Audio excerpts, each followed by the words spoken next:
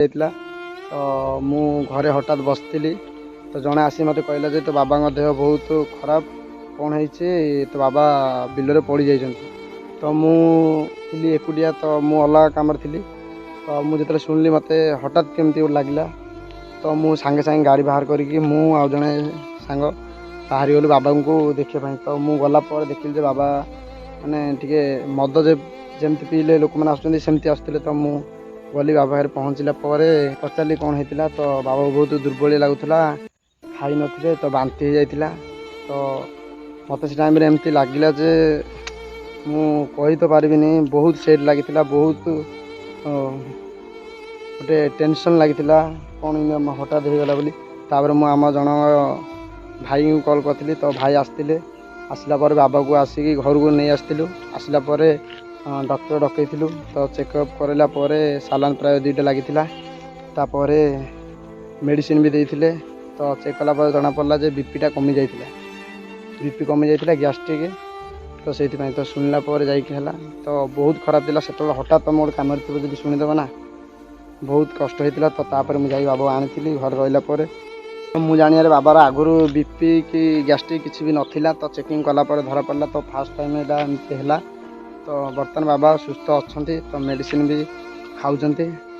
ମୁଁ ସେଇ ଟାଇପ୍ରେ କିଛି ଭିଡ଼ିଓ ତ କରିପାରିନଥିଲି, କାରଣ ମୁଁ ଟିକେ ଅଲଗା ଟାଇପ୍ର ହେଇଯାଇଥିଲି ସେ ଟାଇମ୍ରେ। ମୋତେ ବି କେମିତି ନର୍ଭସ୍ ଲାଗିକି କେମିତି ଲାଗୁଥିଲା। ତ ବର୍ତ୍ତମାନ କିଛିଟା କରିଛି, ତ ଦେଖିପାରୁଥିବେ ବର୍ତ୍ତମାନ ମୁଁ ସ୍କ୍ରିନ୍ରେ ଲଗାଇ ଦେଉଛି।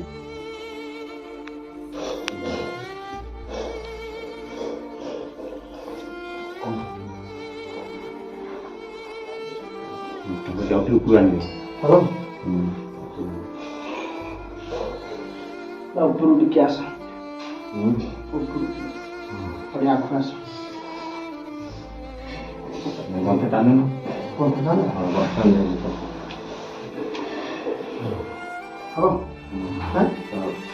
କ'ଣ ଲାଗୁଛି ଆଉ?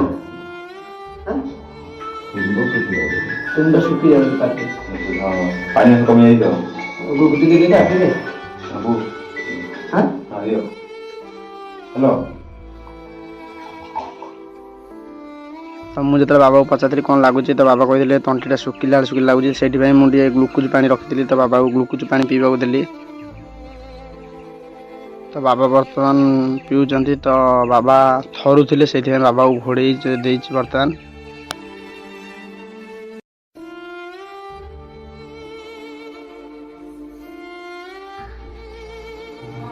ନାଇଁ କିଛି ନାହିଁ, କଡ଼ୁନି ଗୋଟେ ଯା ତୁ କ'ଣ କରୁ ରଖ।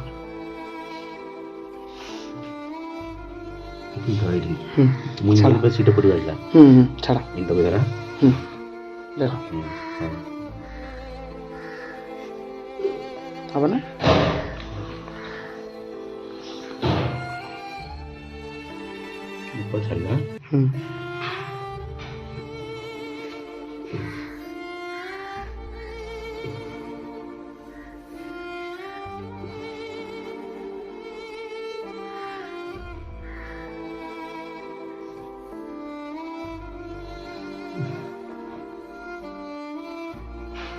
ଛାଡ଼ିବି।